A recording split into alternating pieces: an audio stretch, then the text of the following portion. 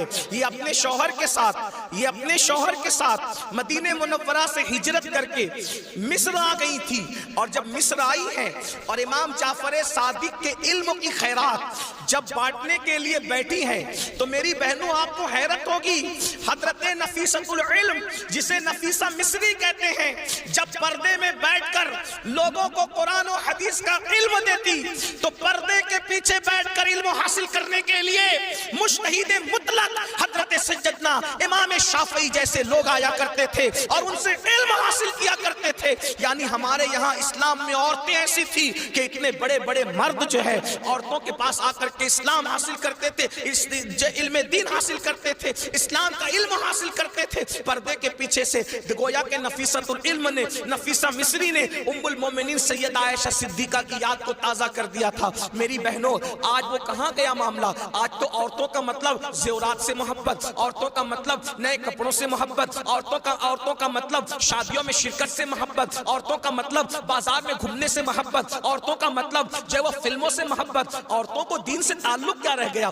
بڑی معذرت کے ساتھ برا مت ماننا، میں عورتوں کو کوسنے نہیں بیٹھا، لیکن اپنی بہنوں سے بہت درد دل کے ساتھ پوچھنا چاہتا ہوں، اے خاتون جنت کی کنیزوں، کیا مردوں نے ہی صرف جنت میں جانا ہے؟ عورتوں نے جنت میں نہیں جانا. مجھے بتاؤ کیا کر رہی ہو اپنے دین کے لیے، کیا کر رہی ہو اپنے اسلام کے لیے؟ تمہاری محرومی کی حد ہے میری بہنوں کہ تمہارے قدموں کے نیچے جنت ہے. اللہ کے رسول فرماتے الجنت تحت اقدام الامہات، جنت تمہاری ماؤں کے قدموں کے نیچے ہے. لیکن ساتھ ہی حضور نے یہ بھی فرمایا کہ میں نے جہنم میں سب سے زیادہ اگر کسی کو دیکھا ہے تو عورتوں کو دیکھا ہے. مجھے بتاؤ آج نماز سے کوسوں دوری، مذہب سے کوسوں دوری، اس لیے جامعۃ المصطفیٰ کا قیام اس لیے عمل میں آیا ہے تاکہ بھولے ہوئے سبق کو یاد دلایا جا سکے، بھولے ہوئے سبق کو یاد دلایا جا سکے، بچیوں کو علم کا زیور دیا جا سکے، بچیاں علم حاصل کریں، پرانا دور دہرائیں، پرانی تاریخ یاد دلائیں. لوگ کہتے ہیں تاریخ اپنے آپ کو دہراتی ہے. دنیا آج کہہ رہی ہے بیٹی بچاؤ بیٹی پڑھاؤ. 1450 سال پیچھے ہے دنیا اسلام سے.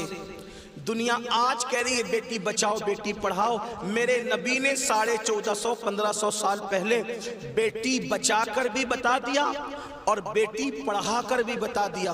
اللہ کے رسول نے بیٹی بچایا تو ایسے بچایا کہ بیٹیاں ان کے آنے سے پہلے زندہ دفن ہوتی تھی، مگر ان کے آنے کے بعد بیٹیوں کو دفن نہیں کیا گیا، بلکہ بیٹیوں کو